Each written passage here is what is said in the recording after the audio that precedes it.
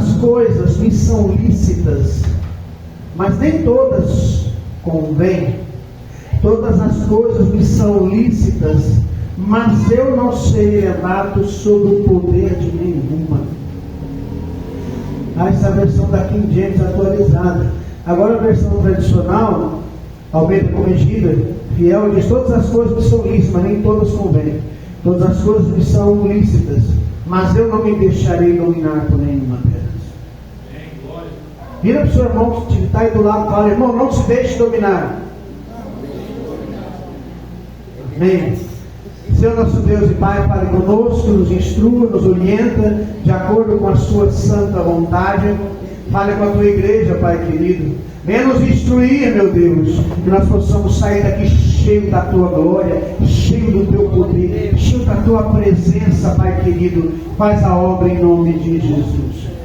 Pode se sentar. Irmãos, lá também em 1 Coríntios, capítulo 10, verso 23, o apóstolo Paulo diz, ele usa esse mesmo termo: todas as coisas me são lícitas, mas nem todas convêm. Todas as coisas me são lícitas, diz ele, mas nem todas edificam. Amém? Todas as coisas me são lícitas, mas nem tudo edifica. E esse termo aí, irmãos, quando Paulo ele quando ele cita todas as coisas me são lícitas, porque o tema da igreja de Corinto, eles trabalhavam muito com liberdade, né? Então Paulo fala sobre a liberdade, e essa liberdade diz: olha, todas as coisas me são lícitas, você é livre, mas tem um porém, você não pode, a sua liberdade deve ser voltada para a glória de Deus, né? A igreja de Corinto foi uma igreja, irmãos, que deu muito trabalho para o apóstolo. Embora, mesmo sendo, e ela era uma igreja dividida. Muitos queriam seguir a Paulo. Lembra no começo que falavam: eu sou de Paulo, eu sou de Cristo, eu sou de Apolo, eu sou de Cefas. Era uma igreja dividida. Como o irmão Silas explicou aqui ontem, é uma igreja que valorizava muito conhecimento, saber, por ser um povo mais de origem grega, que é voltado para a sabedoria. Eles eram um povo que procurava muito o saber. E os membros da igreja primitiva que viviam em Corinto lidavam com muitos problemas que existem hoje, como desunião. Era uma igreja bem desunida, era uma igreja que havia falsos ensinamentos e imoralidade. Eu te pergunto: tem desunião hoje? Tem falsos ensinamentos hoje? Tem imoralidade hoje? Infelizmente, até no meio da igreja. Apesar de ser uma igreja muito carismática, né, que acolhia a todos, e havia muitos dons naquela igreja, por causa do pecado imperante, Paulo diz lá em 1 Coríntios 6,12, olha só o que ele nos diz: todas as coisas me são lícitas, mas nem tudo convém. Você é livre? Pô, mas não é tudo que convém você, servo de Deus, fazer, não. Nós somos livres para fazer o que a gente quer, mas temos que arcar com as consequências depois. Falei isso aqui na última semana, se não me engano. Adão, quando ele comeu do fruto da árvore do conhecimento do bem e do mal, que ele sabia que não podia comer, ele comeu conscientemente. Adão não foi enganado por Eva, ou foi? Não, ele foi conscientemente. Ele quis acompanhar a mulher. Ele não quis ser diferente da esposa. Ele comeu conscientemente. Por que digo isso? Porque diz a Bíblia que quando, na sentença final, Deus falou para Adão: maldito é a terra por tua causa. Não falou para a mulher, falou para o Adão, que é o chefe da casa, quem é o líder, que é o responsável. Quem acompanha futebol aí sabe, quando o time vai mal, quando o time perde, o que um bom técnico fala? A culpa é minha, eu errei, eu falhei, eu escalei errado, eu orientei errado, eu treinei eles errado. Mas porque o líder tem que assumir a culpa. Amém? 6,19, Paulo vai dizer algo muito importante que eu preciso que você acompanhe comigo. 6,19. Acaso não sabeis que o vosso corpo é santuário do Espírito Santo? Seu corpo é santuário do Espírito Santo, que está em vós, o qual tendes a parte de Deus, que não sois de vós mesmos? Uma pergunta: a você não sois de vós mesmos? Porque foste comprado por bom preço. Agora, pois, glorificar a Deus no vosso corpo. Vem? Como não deixar que cada um desanime? Como não deixar que o meu irmão desanime? Como você não deixar que você desanime? Como eu não deixar que o desânimo venha até a minha vida? Como eu posso deixar, como eu faço para não ser dominado por esse mundo que está aí fora? Estava falando hoje à tarde, que está havendo um doutrinamento.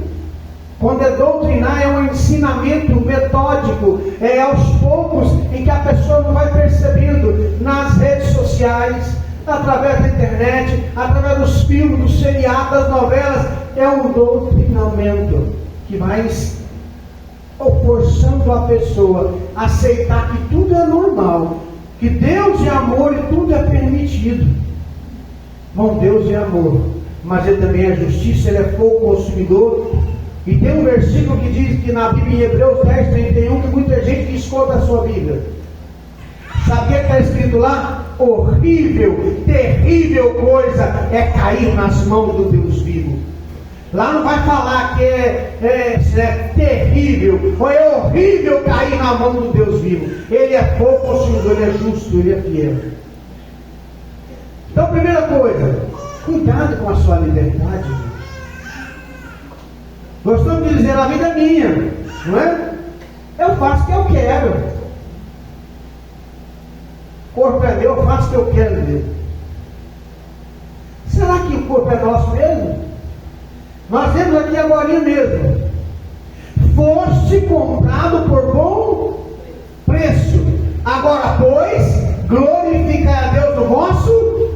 Quer dizer, tudo que eu faço no corpo tem que ser para a glória do Senhor. A vida é minha, eu faço o que eu quiser.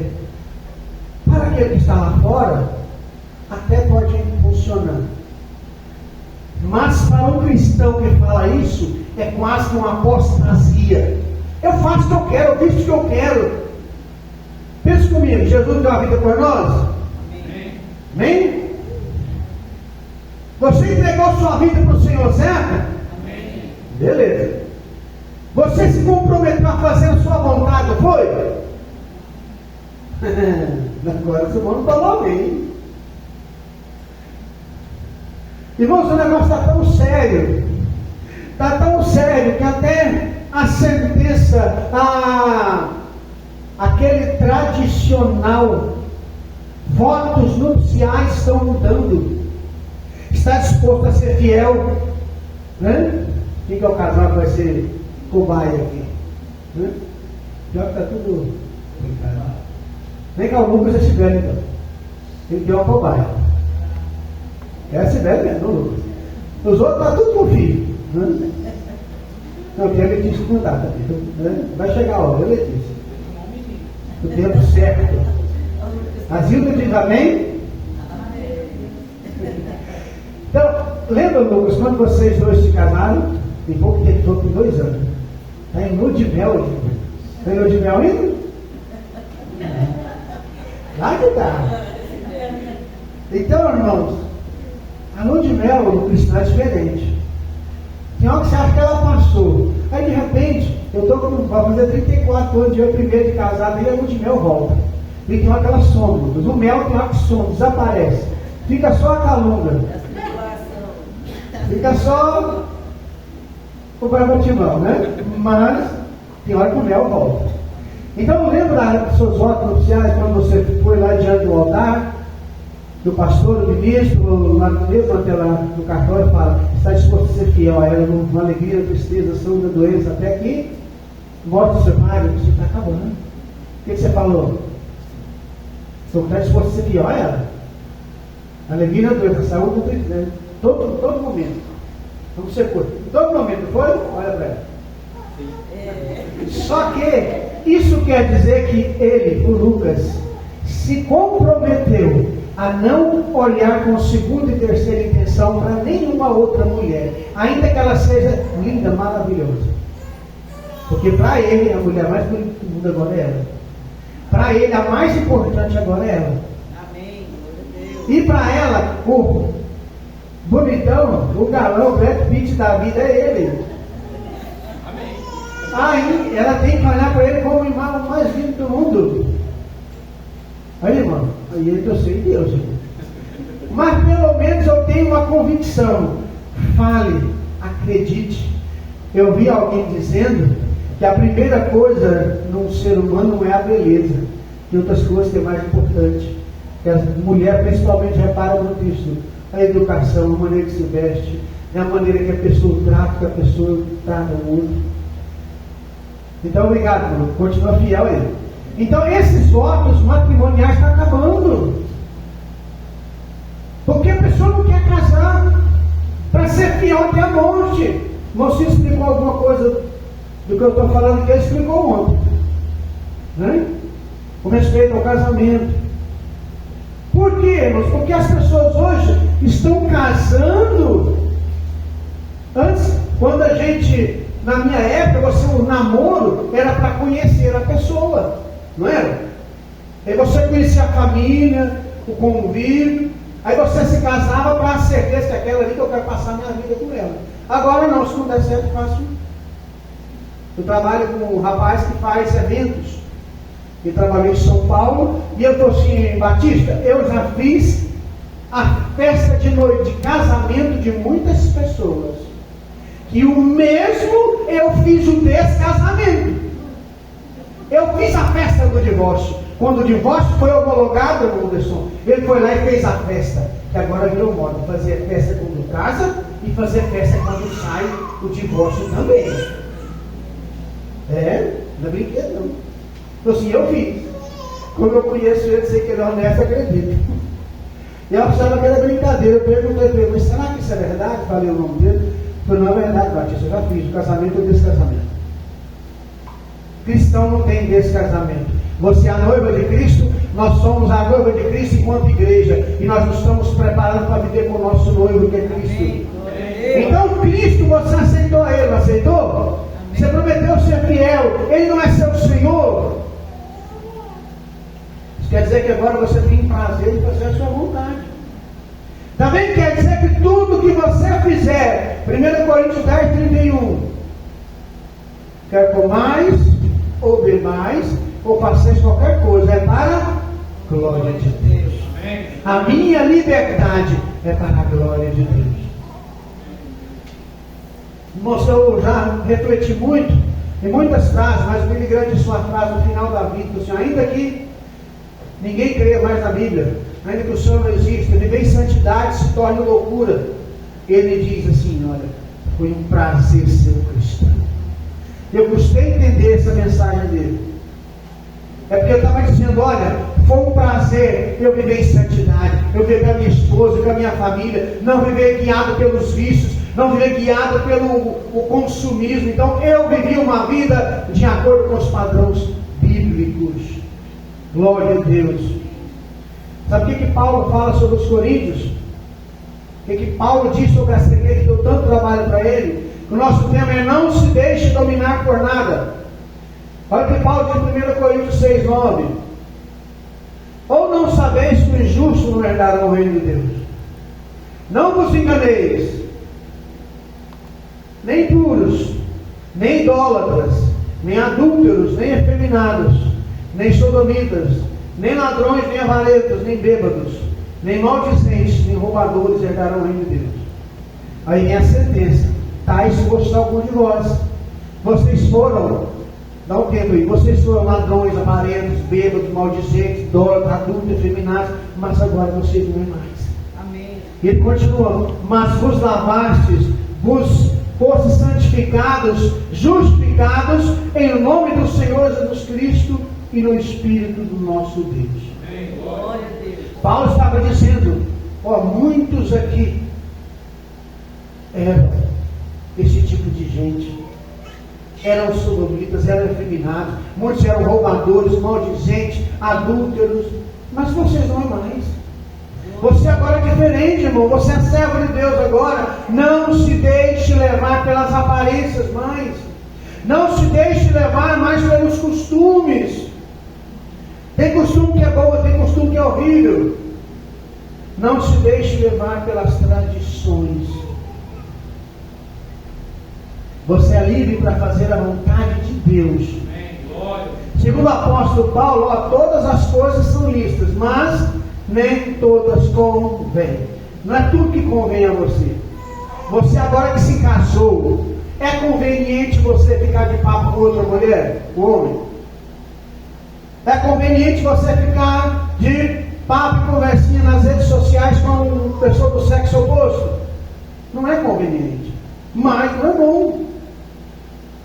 As pessoas, quando eu comento alguma coisa, eu tenho algumas sobrinhas lá em Anápolis, que é personal trainer, que tem o tipo de vida dela, quando eu falo alguma coisa, eu faço questão de colocar que é minha sobrinha. Porque muita gente não vai saber que ela é minha sobrinha. Já uma pastora está curtindo de determinado tipo de coisa, não, mas ela é minha sobrinha, eu tenho que falar.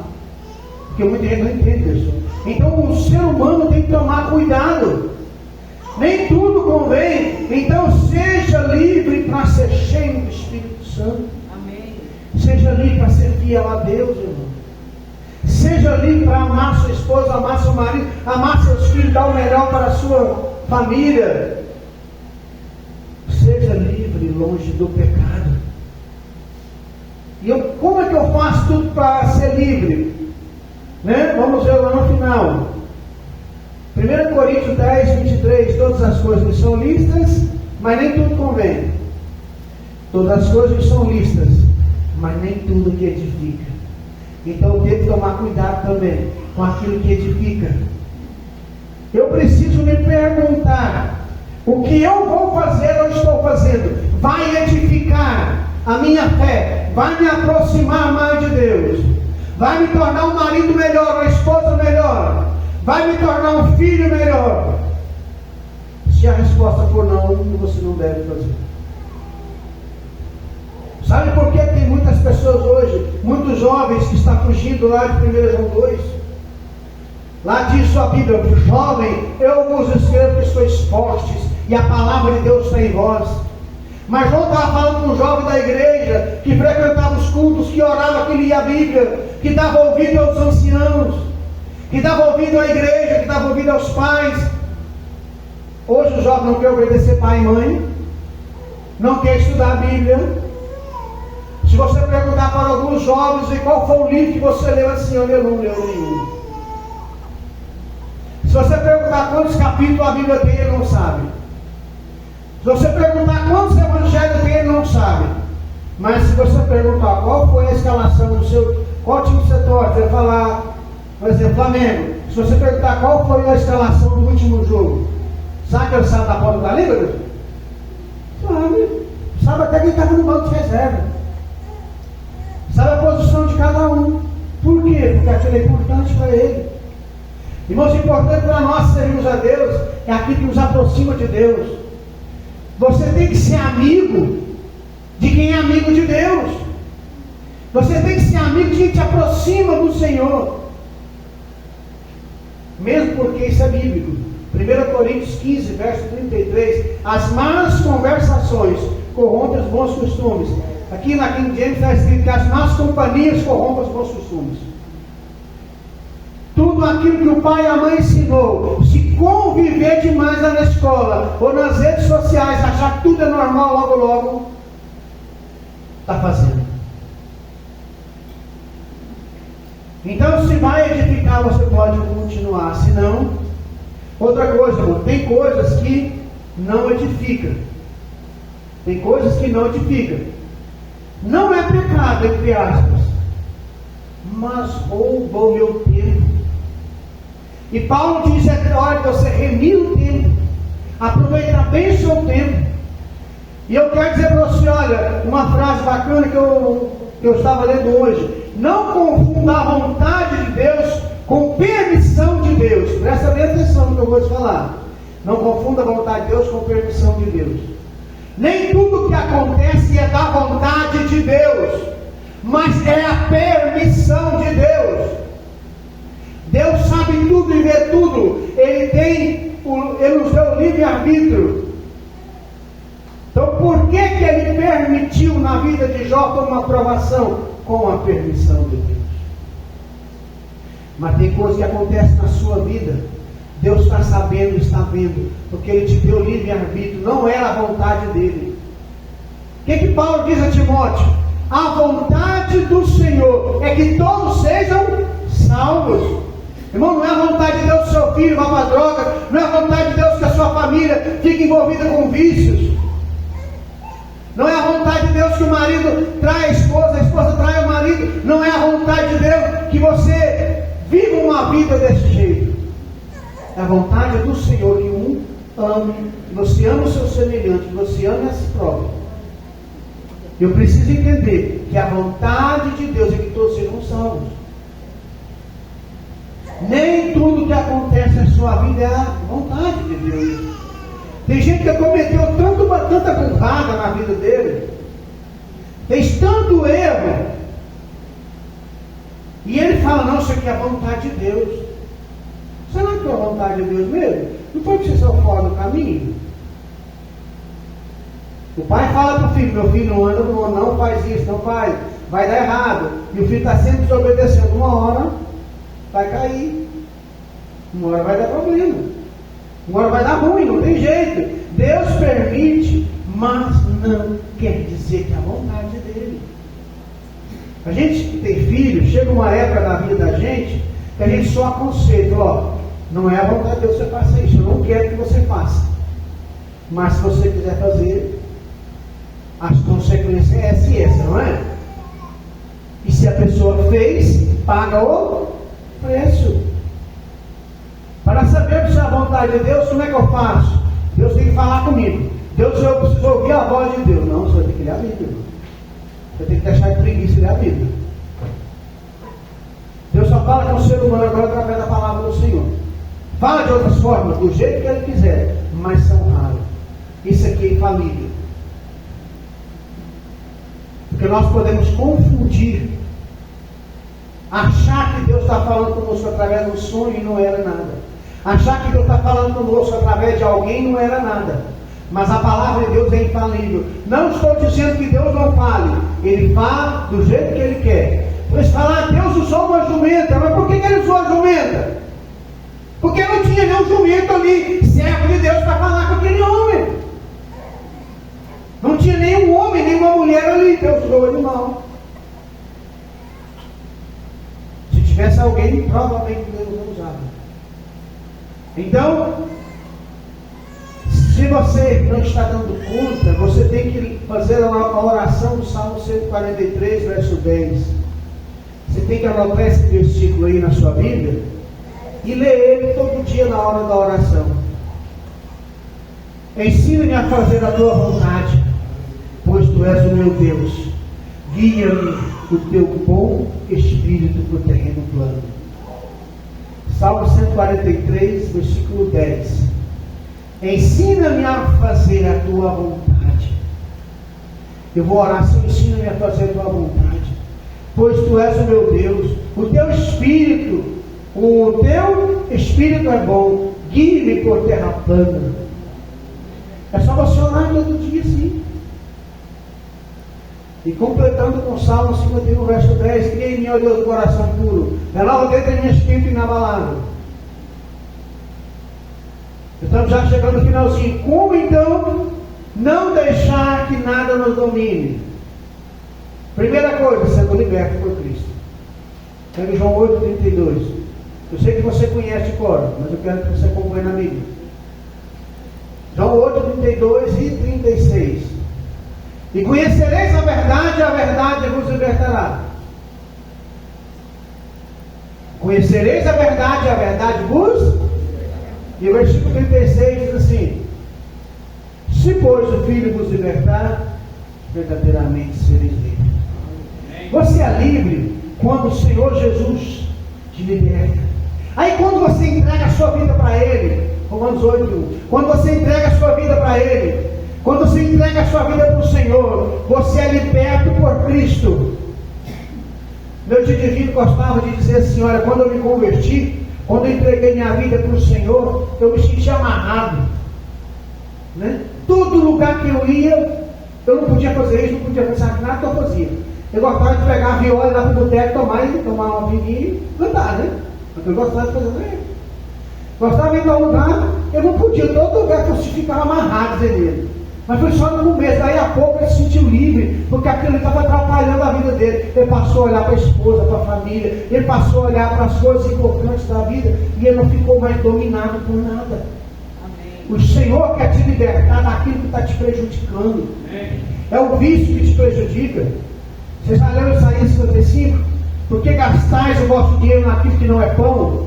Pão é aquilo que é importante, pão é aquilo que satisfaz. E o produto do vosso trabalho naquilo que não te satisfaz.